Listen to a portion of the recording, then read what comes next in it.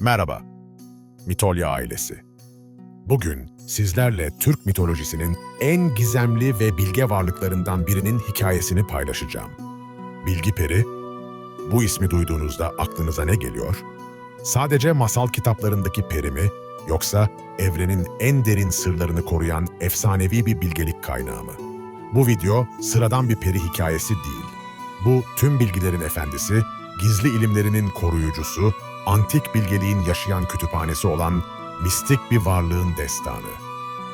Bilgi Peri'nin hikayesi, bilginin gücü, öğrenmenin kutsallığı ve bilgeliği hak edenlere rehberlik etmenin ne anlama geldiğini gösteren derin bir efsanedir. Bilgi Peri, Türk mitolojisinde benzersiz bir konuma sahip. O ne tamamen fiziksel ne de sadece ruhsal bir varlık.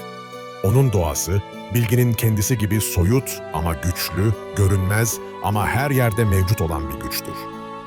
Bu efsanevi karakterin en büyüleyici yanı, sadece bilgiyi saklamakla kalmayıp, aynı zamanda onu hak edenlere aktaran, öğreten ve rehberlik eden bir öğretmen olmasıdır. O, bilginin demokratik değil, hiyerarşik olduğunu bilir.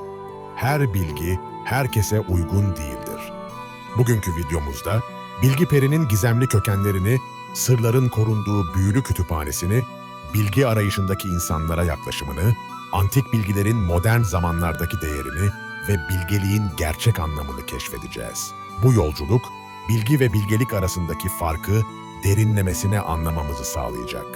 Ve eğer siz de Türk mitolojisinin bu aydınlatıcı ve düşündürücü hikayelerini seviyor, antik bilgelik kaynaklarının sırlarını merak ediyorsanız, abone olmayı ve bu videoya beğeni bırakmayı unutmayın.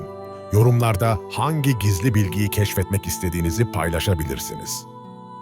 Bilgi Peri'nin destanı sadece fantastik bir efsane değil, aynı zamanda öğrenmenin değeri, bilginin sorumluluğu ve gerçek bilgeliğin nasıl elde edildiği hakkında derin öğretiler içeriyor.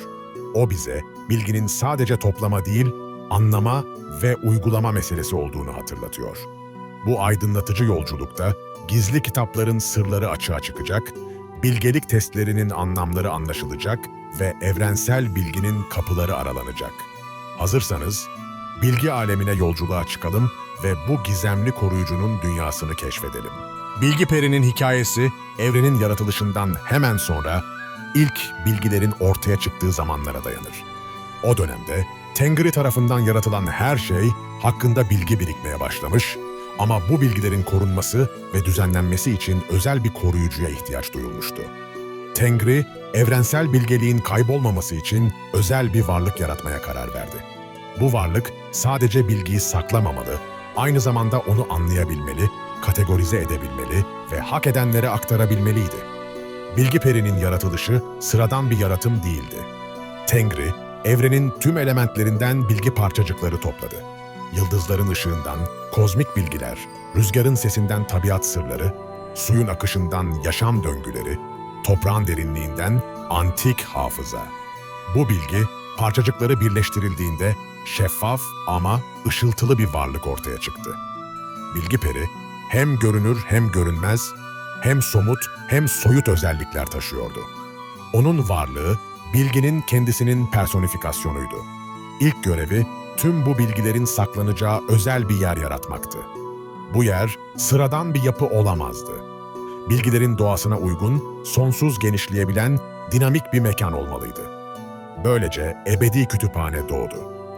Bu kütüphane, fiziksel boyutlarla sınırlı değildi. O, bilginin ihtiyaçlarına göre büyüyen, daralan, yeniden şekillenen, yaşayan bir organizmaydı. Kütüphanenin rafları kristalden, kitapları ışıktan, sayfaları ise saf bilgiden yapılıydı. Her kitap fiziksel bir nesne değil, bilginin kendisinin tezahürüydü. Okuyucu, kitabı açtığında bilgiyi doğrudan zihnine aktarırdı. En özel bölümü Yasak Bilgiler Salonu'ydu. Bu bölümde insanlığın hazır olmadığı bilgiler saklanırdı. Gelecek hakkında kehanetler, yaratılışın sırları, ölümün ötesindeki bilgiler. Bunların hepsi özel koruma altındaydı. Kütüphanenin kalbi bilgelik çeşmesiydi. Bu çeşmeden akan su değil, saf bilgiydi. Bu çeşmeden içebilen kişi evrenin temel gerçeklerini anlayabilirdi. Bilgi Peri, kütüphanesini tamamladıktan sonra erişim kurallarını belirledi. Bu kurallar, bilginin gücünün kötüye kullanılmasını önlemek içindi. Bilgi Peri'nin kütüphanesine ulaşmak sıradan bir ziyaret değildir. Bu kutsal mekana girmeyi hak etmek için aday önce zorlu sınavlardan geçmek zorundadır. Bu sınavlar sadece bilgi düzeyini değil, karakteri, niyeti ve bilgeliği de test eder. İlk sınav, saflık testidir. Bu sınavda adayın niyetleri sorgulanır. Bilgiyi neden istediği, onunla ne yapmayı planladığı, ego tatmini için mi yoksa insanlığa hizmet için mi aradığı değerlendirilir. Saflık testinde başarısız olan adaylar kütüphaneyi bulamazlar. Onların önünde sürekli yanılsamalar belirir, yanlış yollar açılır, sonunda vazgeçip geri dönerler. İkinci sınav, bilgelik testidir. Burada adayın mevcut bilgi düzeyi ve onu nasıl kullandığı incelenir. Bilginin sadece teorik değil, pratik anlamda nasıl uygulandığı önemlidir. Bu testte aday çeşitli problemlerle karşılaştırılır. Basit görünen ama derin anlamlar taşıyan sorular sorulur. Cevaplar, adayın düşünce derinliğini ve anlayış kapasitesini ortaya koyar. Üçüncü sınav, fedakarlık testidir. Bilgi Peri, adayın bilgi uğruna neyi feda edebileceğini öğrenmek ister. Bu test, genellikle adayın en değer verdiği şeylerden birini geçici olarak bırakmasını gerektirir. Fedakarlık testi, bilginin bedelli olduğunu ve kolay elde edilemeyeceğini hatırlatır. Gerçek bilgelik arayan kişi, konfor alanından çıkmaya ve fedakarlık yapmaya hazır olmalıdır. Son sınav, alçak gönüllülük testidir. Bu en zor testtir çünkü bilgi sahibi insanlar genellikle ego problemi yaşarlar. Aday, ne kadar bilgili olursa olsun, daha öğrenecek çok şey olduğunu kabul etmelidir. Bu testte başarılı olan adaylar, nihayet Bilgi Peri ile yüz yüze gelme hakkı kazanırlar. Bu karşılaşma, adayın yaşamını değiştirecek bir deneyimdir. Bilgi Peri, başarılı adayları sıcak karşılar ama uyarılarını da ihmal etmez. O, bilginin güç olduğunu, gücün ise sorumluluk getirdiğini hatırlatır. Her aday için özel bir program hazırlar. Kişinin kapasitesine, ihtiyacına ve amacına uygun bilgileri seçer. Bu kişiselleştirme, Bilgi Peri'nin pedagojik ustalığının göstergesidir. En önemli uyarısı, bilgiyi paylaşma konusundadır. Her bilgi herkese uygun değildir. Yanlış kişilere yanlış bilgi vermek, büyük zararlar doğurabilir. Bilgi Peri'nin kütüphanesinde saklanan bilgiler, sıradan akademik bilgiler değildir. Bunlar, antik çağlardan beri korunan, insanlığın henüz hazır olmadığı derin sırlar ve gizli ilimlerdir. En değerli koleksiyonlardan biri, Yaratılış Arşivi'dir. Bu bölümde, evrenin nasıl yaratıldığı, maddenin temel yapısı, zamanın doğası gibi temel sorulara cevaplar bulunur. Bu bilgiler, modern fiziğin henüz keşfedemediği gerçekleri içerir. Kuantum mekaniği, izafiyet teorisi, çok boyutlu uzay kavramları, bunların hepsi antik zamanlarda zaten biliniyordu. İkinci önemli koleksiyon, ruh bilimi kütüphanesidir. İnsan ruhunun yapısı, bilinç düzeyleri, ruhsal evrim süreçleri gibi konular detaylı şekilde işlenir. Bu bölümde çakra sistemi, aura, telepatik iletişim, astral seyahat gibi konular bilimsel kesinlikle açıklanır. Modern psikoloji ve parapsikolojinin aradığı cevaplar burada mevcuttur. Üçüncü koleksiyon, Şifa Sanatları Arşividir. Bu bölümde hastalıkların gerçek sebepleri, doğal şifa yöntemleri, enerji dengesizliklerinin düzeltilmesi gibi konular yer alır. Bu bilgiler, modern tıbbın semptomları tedavi etmesinin aksine hastalıkların kökenlerini ele alır. Bitkisel ilaçlar, enerji şifası, frekans tedavisi gibi yöntemler detaylandırılır. Dördüncü koleksiyon, zaman bilimleridir. Zamanın doğası, geçmiş-gelecek ilişkisi, zaman yolculuğu teorileri, paralel zaman dilimi gibi karmaşık konular işlenir. Bu bilgiler zamanın lineer olmadığını, geçmiş ve geleceğin aslında eş zamanlı var olduğunu açıklar. Kehanet sanatı, retrogresyon, gelecek görme gibi yetenekler bilimsel temellerde ele alınır. En gizli koleksiyon, kozmik bilgilerdir. Bu bölüme sadece en yüksek seviyedeki adaylar erişebilir. İçeriği, evrenin amacı, yaşamın anlamı, kozmik plan gibi büyük sorulara cevaplar içerir. Bu bilgiler o kadar derin ki, zihin bunları tam olarak kavrayamaz. Sadezce deneyimleyebilir, hissedebilir. Bu nedenle bu bölüme erişenler genellikle mistik deneyimler yaşarlar. Bilgi peri, bu bilgileri korurken aynı zamanda insanlığın evrimini de takip eder. İnsanlar belirli olgunluk düzeyine ulaştığında yeni bilgiler yavaş yavaş açığa çıkarılır. 21. yüzyılda bilgi perinin misyonu daha da kompleks hale geldi. Bilgi çağında yaşayan insanlar, paradoksal olarak hem çok bilgiye sahip hem de gerçek bilgelikten uzak durumdalar. Modern dönemde, bilgi perinin en büyük mücadelesi, bilgi kirliliğiyle baş etmektir. İnternet çağında, doğru bilgiyle yanlış bilgiyi ayırt etmek, kaliteli içerikle çöp içeriği fark etmek zorlaştı. Onun modern stratejisi, doğrudan bilgi vermek yerine insanlara doğru bilgiyi nasıl bulacaklarını öğretmektir. Bu, geleneksel öğretmenlik rolünden rehber öğretmenlik rolüne evrimdir. İnternet ortamında bilgi peri genellikle anonim kullanıcı olarak tezahür eder. Forumlarda, sosyal medyada, online eğitim platformlarında doğru soruları soran, düşündürücü yorumlar yapan gizemli profiller onun izleridir. Özellikle bilimsel araştırma yapan akademisyenlere rehberlik eder. Onlara hangi kaynaklara bakmaları gerektiği konusunda ipuçları verir, araştırma yöntemlerini iyileştirir, yaratıcı çözümler bulmaları için ilham sağlar. Modern eğitim sisteminde eleştirel düşünme becerileri geliştiren öğretmenlerin arkasında onun etkisi vardır. Bu öğretmenler öğrencilerine sadece ezber bilgi değil, nasıl öğreneceklerini öğretirler. Teknoloji alanında yapay zeka geliştiricilerine etik konularda rehberlik eder. Yapay zekanın insanlığa fayda sağlayacak şekilde geliştirilmesi, bilgi perinin modern önceliklerinden biridir. Çevresel kriz döneminde sürdürülebilir yaşam konusunda farkındalık yaratan aktivistlere bilimsel veriler sağlar. İklim değişikliği, biyoçeşitlilik kaybı gibi konularda doğru bilgilendirme yapar. Sağlık alanında integratif tıp yaklaşımını benimseyen doktorlara rehberlik eder. Modern tıpla geleneksel şifa yöntemlerinin birleştirilmesi konusunda çalışır. Psikoloji alanında holistik terapi yöntemlerini geliştiren terapistlere destek verir. İnsan psikolojisinin karmaşıklığını anlama konusunda yeni yaklaşımlar geliştirir. En önemli modern misyonu medya okuryazarlığını artırmaktır. İnsanların karşılaştıkları bilgileri nasıl doğrulayacakları, güvenilir kaynakları nasıl ayırt edecekleri konusunda bilinçlendirme yapar. Gençlerle özel ilgisi vardır çünkü onlar gelecekteki bilgelik koruyucularıdır. Onlara bilginin sadece toplama değil, anlama ve uygulama meselesi olduğunu öğretmeye odaklanır. Modern zamanlarda bilgi perinin bilgelik testleri de çağa uygun şekilde evrim geçirdi.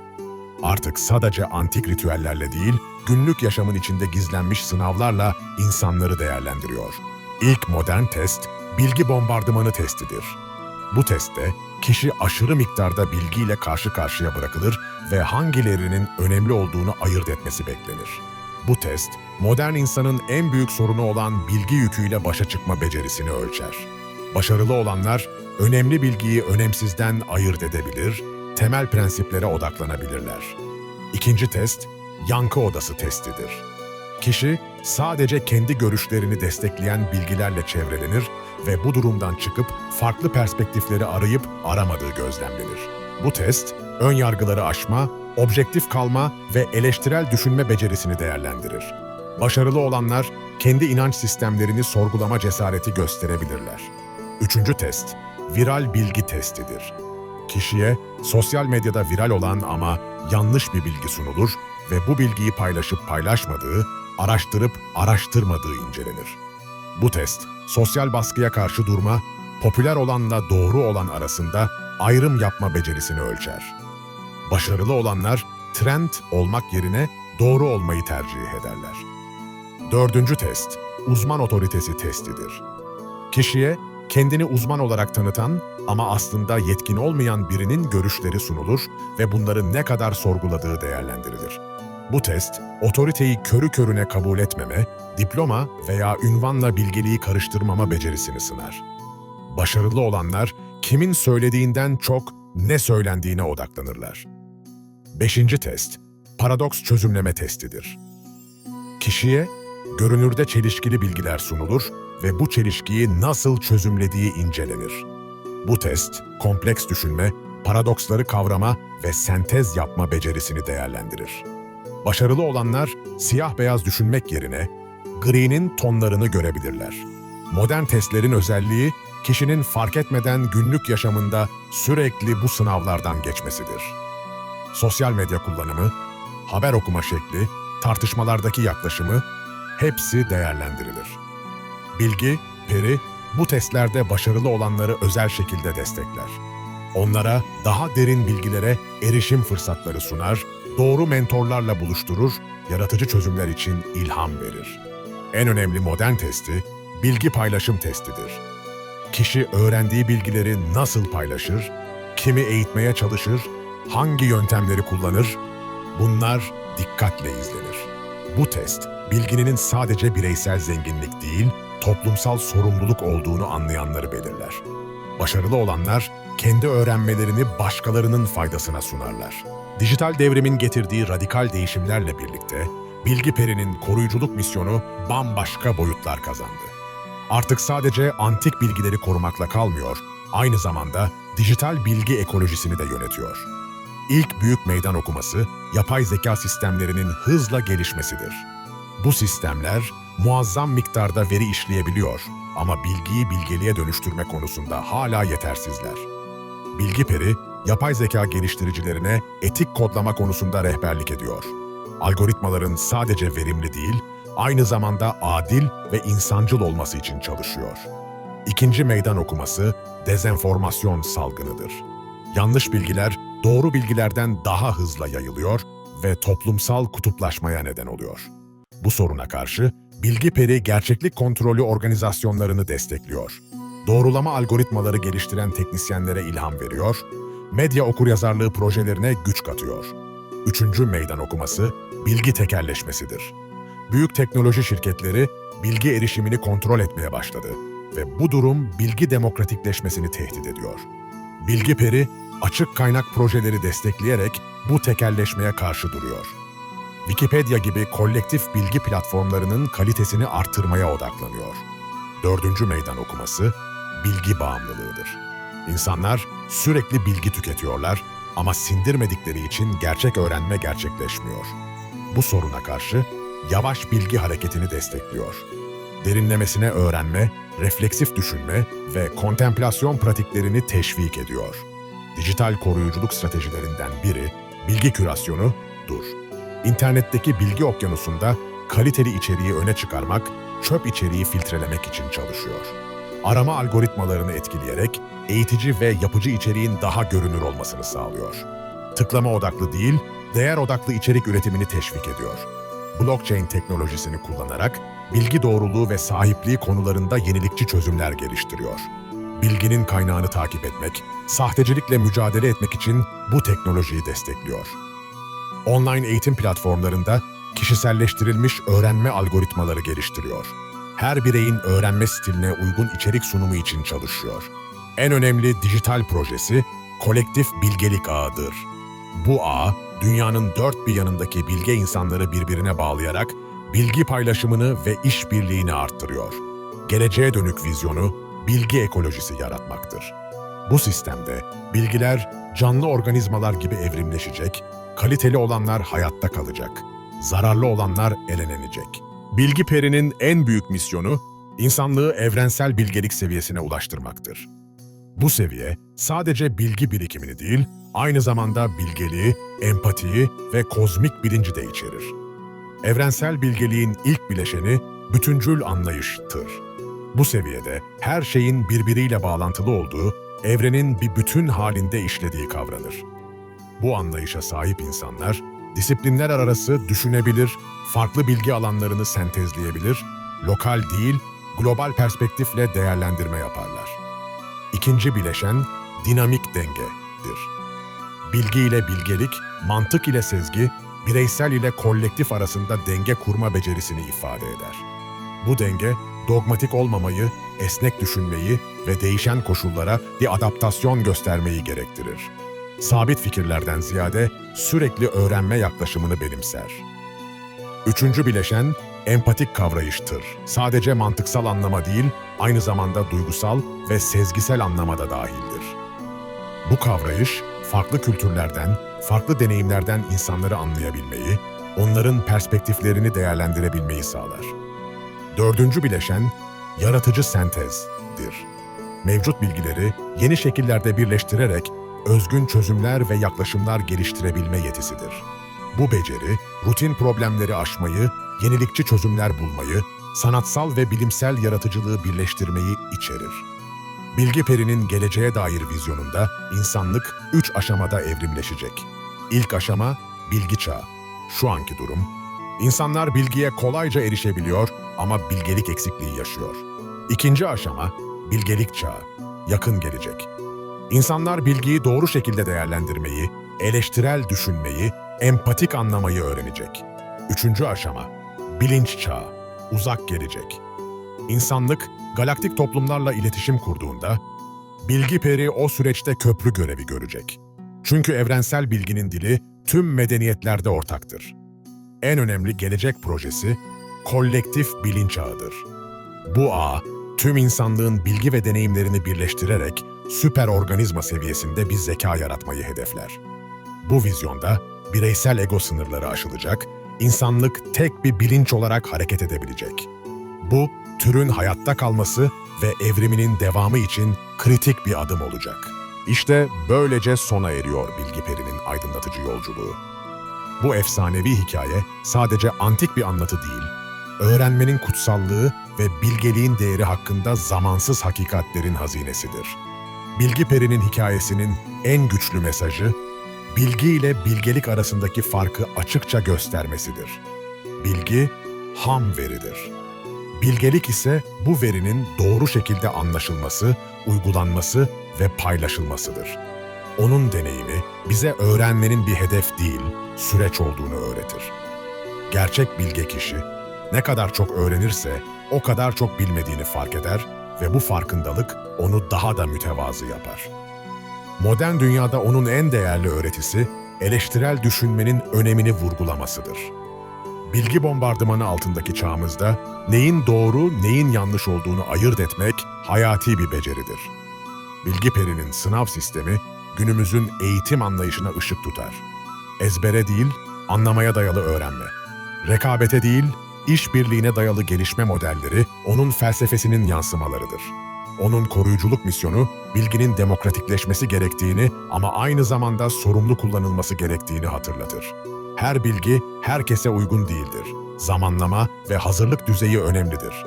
Dijital çağdaki rehberliği, teknoloji ve maneviyat arasındaki dengeyi gösterir. Teknoloji, amaca hizmet eden bir araç olmalı, amacın kendisi olmamalı. En derin öğretisi, bilgeliğin paylaştıkça çoğalan tek değer olduğunu göstermesidir. Maddi zenginlik paylaşıldıkça azalır ama bilgi zenginliği paylaşıldıkça artar.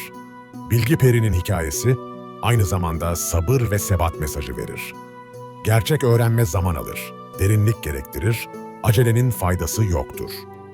Kişisel gelişim açısından onun sürekli merak ve öğrenme tutkusu ilham vericidir.